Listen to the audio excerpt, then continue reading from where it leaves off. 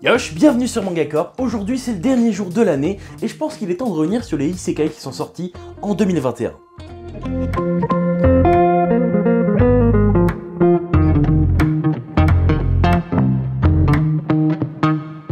On va parler des isekai sortis cette année par ordre chronologique, donc ce n'est pas un top. Et si j'oublie un titre ou deux, eh bien déjà désolé, mais n'hésitez pas à les mettre en commentaire. Ils sont peut-être passés à côté de moi sans que je sache que c'était des isekai.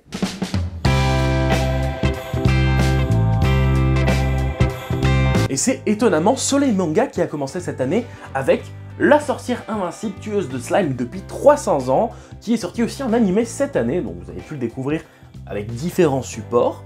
Et c'est un petit isekai vachement chill que Soleil Manga, et je le redis encore, c'est étonnant parce qu'ils n'ont pas sorti beaucoup, voire pas de isekai. Alors j'en ai fait une vidéo, mais rapidement on suit une sorcière de 300 ans qui a tout simplement tué des slimes tous les jours pendant 300 ans. Du coup elle est au niveau maximum et on va avoir des péripéties assez chill, assez sympa. Elle va faire des rencontres et c'est un isekai parce que de base c'était une personne de notre monde qui a choisi l'immortalité en étant transféré dans un autre monde. C'est sympa, c'est chill, 10 tomes sont sortis au Japon, c'est toujours en cours. Nous actuellement on en a 4. En tout cas n'hésitez pas si vous voulez quelque chose de léger avec des dessins plutôt jolis.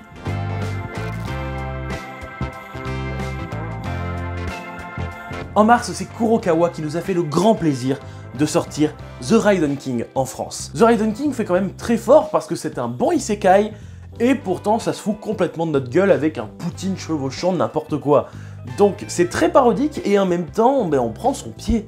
Donc un bon titre. Moi personnellement j'attends chaque tome avec impatience et Kurokawa ont fait un très bon choix d'éditer cette œuvre. Actuellement il y a 7 tomes au Japon toujours en cours et on en est au 4e en France.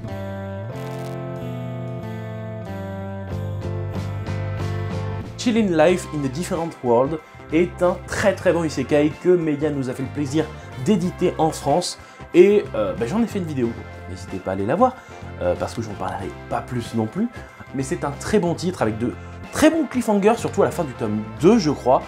Franchement, je le suivais depuis un petit moment, mais c'est toujours un réel plaisir de pouvoir le redécouvrir en tome physique et surtout de pouvoir le mettre dans sa mangatech.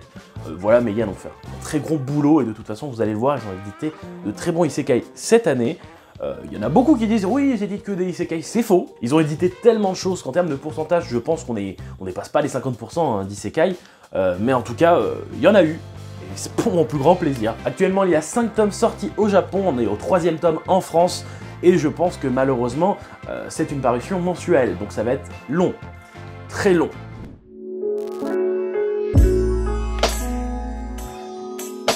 Sorti le 1er avril et c'était pas une blague, c'est Ki-On qui nous a sorti Les Racailles de l'autre monde, un isekai un peu parodique encore une fois, mais cette fois qui parodie vraiment le genre. On a un mélange de Furio Underground avec un isekai, vraiment deux genres très différents et pourtant ça match assez bien. Alors personnellement j'ai que le premier tome, d'ailleurs Ki-On me l'avait envoyé, fallait que j'en fasse une vidéo, je devais le faire avec Lushisco, c'est parti un peu en cacahuète et finalement on a reporté le projet, ou plutôt on l'a oublié, mais bon je pense qu'on en reparlera de toute façon.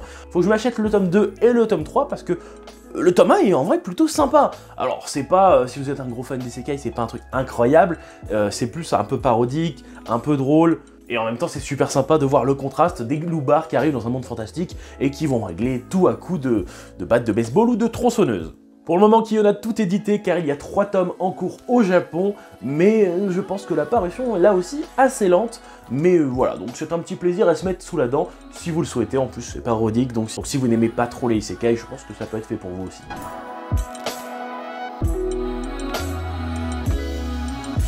Fin avril, c'est Delcourt Tonkam qui ont fait vraiment plaisir aux fans de l'anime, puisque c'est Otome Game qui a rejoint nos frontières, et j'avoue que l'anime était vraiment très bon, et le voir sur notre étagère est un aussi grand plaisir. J'en ai aussi fait une vidéo, mais en bref, c'est une jeune fille qui va se retrouver transférée dans le corps de la méchante du Otome Game auquel elle était en train de jouer.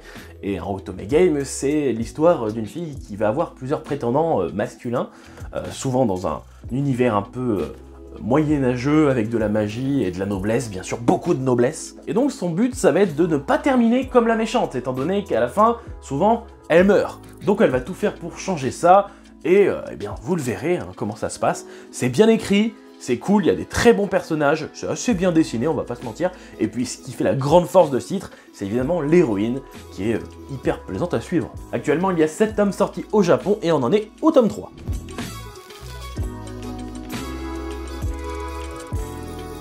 Un mois plus tard, Meian remet le couvert avec Kuma Kuma Beer, un isekai qui me faisait pas vraiment de l'œil. Finalement, j'ai testé le premier tome, j'ai trouvé ça très bon, et j'ai découvert qu'il y avait un animé, qui est tout aussi bon finalement parce que j'ai tout regardé. Donc je suis avec impatience l'apparition du manga, c'est très bon, ça parle de quoi? Tout simplement d'une jeune fille qui jouait à un jeu vidéo en réalité virtuelle, et plutôt que d'être dans un monde numérique, elle va se retrouver projetée dans un autre monde en costume d'ours. Il faut pas que ça vous repousse car tout est construit autour de ce costume d'ours. Donc les compétences, c'est les compétences d'ours, les invocations d'ours, bref, ça fait d'elle quelqu'un de très fort, oui, mais du coup, tout est lié à des ours. Et en vrai, ça passe. Et en vrai, c'est hyper drôle. Actuellement, il y a 7 tomes sortis au Japon, on en est au tome 4. Et personnellement, moi, je kiffe. Donc n'hésitez pas à tenter le coup, parce que c'est chill, c'est marrant. Et il y a quand même de la bonne baston et des compétences un peu RPG qui font plaisir.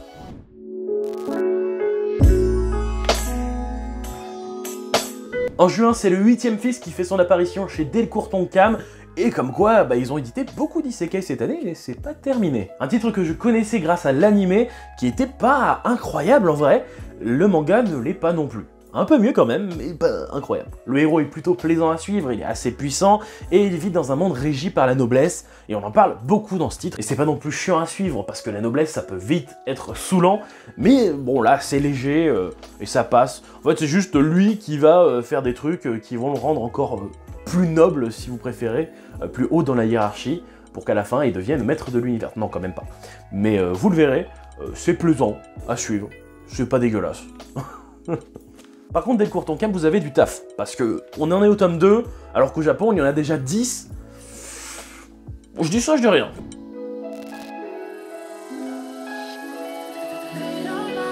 D'ailleurs, il s'arrête plus, puisque Delcourt Tonkam édite un mois plus tard, Réincarné dans un autre monde. Bon là, clairement, le titre, on en a plus rien à foutre, hein. On voit que c'est un isekai, c'est même un titre de vidéo. De toute façon, j'en parlais dans ma vidéo, d'ailleurs, parce que j'en ai parlé sur la chaîne, n'hésitez pas à aller la voir.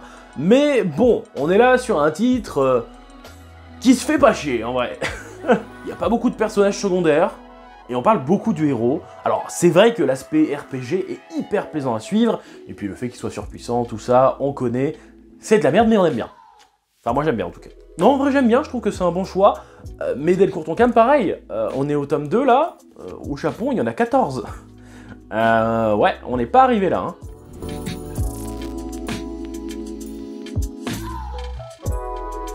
C'est le retour de Meian en août avec Skeleton Knight in Another World, et c'est un titre que j'aime beaucoup. Je le suivais à l'époque, et le voir arriver en France est un réel plaisir, surtout qu'il y avait beaucoup de choses que je n'avais pas vues, et c'est un très bon titre.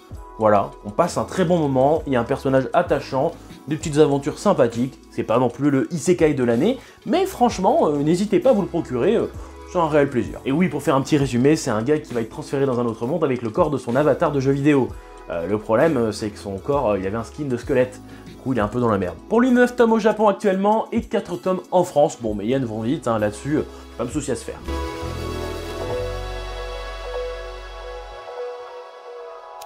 Le seul isekai sorti chez Pika cette année est un titre assez particulier.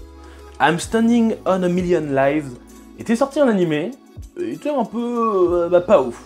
De ce que j'ai compris, l'adaptation était pas incroyable non plus, et le manga était 10 fois meilleur. Et j'ai tenté le manga, et j'ai trouvé ça très particulier. Pas mauvais, mais original. Alors j'ai commencé à écrire une vidéo dessus, et je me suis dit, avec les 2 premiers tomes, c'est pas assez.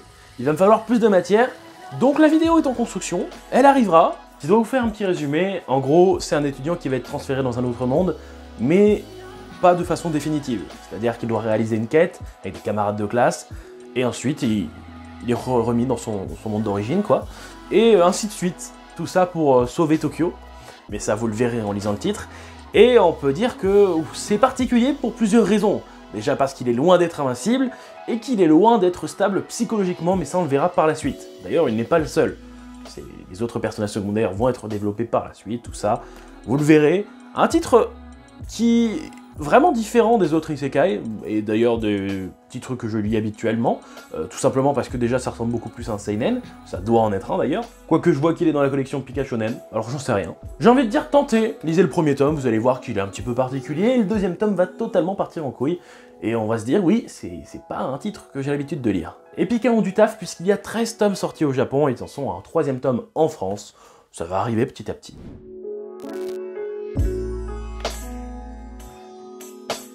Fin septembre, Meian nous ramène un titre un petit peu particulier puisque c'est un isekai, oui, mais un ecchi, et un bon gros ecchi d'ailleurs. C'est Harem in the Fantasy World Dungeon, un titre que je suivais il y a très longtemps, une de mes premières lectures isekai de l'époque. C'est clair que le titre est bon, pas forcément pour ce qu'on imagine, hein, bien sûr pour son côté ecchi, mais moi je l'aime beaucoup pour son côté RPG. J'en avais parlé dans les vidéos que j'ai sorties sur la chaîne, mais voilà, j'aime beaucoup voir le héros évoluer. En plus, Roxane qu'on voit sur la jaquette n'est pas qu'une esclave sexuelle. Et c'est ça d'ailleurs qui a fait une controverse un petit peu sur les réseaux, comme d'habitude à chaque fois qu'un titre sort, même si là je le comprends un petit peu.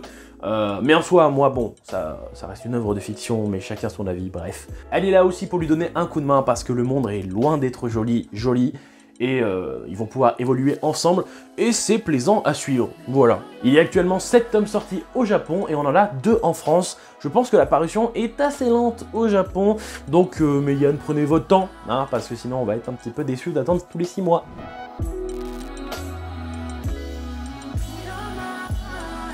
Arrivé le mois dernier, Kazé, ils éditent pas beaucoup d'isekai, mais quand ils en éditent, c'est pas de la merde, parce que c'est Yakuza Réincarnation, je pense, l'un des isekai que je préfère. Bon alors il y a à peine un mois j'ai sorti une vidéo, donc je vais pas trop en parler, mais en gros, on est sur un Yakuza hyper badass qui va on va dire, mourir, et voir sa conscience transférée dans le corps d'une jeune princesse. Il va faire d'elle une jeune princesse, oui, mais vraiment très badass. Entre les dessins incroyables, les combats titanesques, et une aventure hyper plaisante à suivre, franchement, Yakuza Réincarnation, vous allez kiffer, c'est sûr, donc jetez-vous dessus. Hein. Il y a 6 tomes actuellement édités au Japon, et nous, on en a un. Mais c'est normal, il est sorti le mois dernier.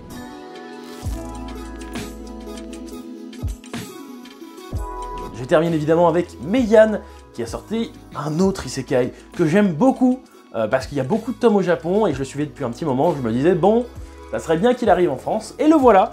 C'est Lunar Life in Another World, c'est un très bon titre, franchement, je compte en faire une vidéo, donc je vais pas vous en parler plus que ça, mais en gros, c'est toute une classe qui va être transférée dans un autre monde, sauf que, il y en a un qui voulait pas être transféré dans un autre monde, du coup il s'était caché, et du coup il arrive en dernier dans la salle blanche, vous savez, où le dieu attend et fait choisis une compétence, et du coup il n'y avait plus de compétences de disponibles, il y avait que des merdes, du coup pour se faire pardonner, le dieu lui a offert toutes les compétences de merde. Et il va réussir à en faire quelque chose de très bien. Et du coup, c'est plaisant à suivre, parce que un gros aspect RPG, parle beaucoup de compétences, par la suite on va parler aussi d'objets très cheatés. Voilà, il n'est pas invincible, mais il est quand même très fort, et surtout ça résonne, c'est pas hop, je fous un coup, c'est KO, non, il va falloir réfléchir, et c'est un très bon titre, très plaisant à suivre, et surtout qu'il y a beaucoup de tomes. Bon, en fait, je viens de vérifier, il y en a 9. Mais il me semblait qu'il y en avait beaucoup. Et 9, c'est déjà pas mal. Et voilà, c'est tout pour les isekai sortis cette année. On peut dire que les grands gagnants sont Meian et Delcourt Tonkam, qui ont sorti de très bons titres, en plus Meian.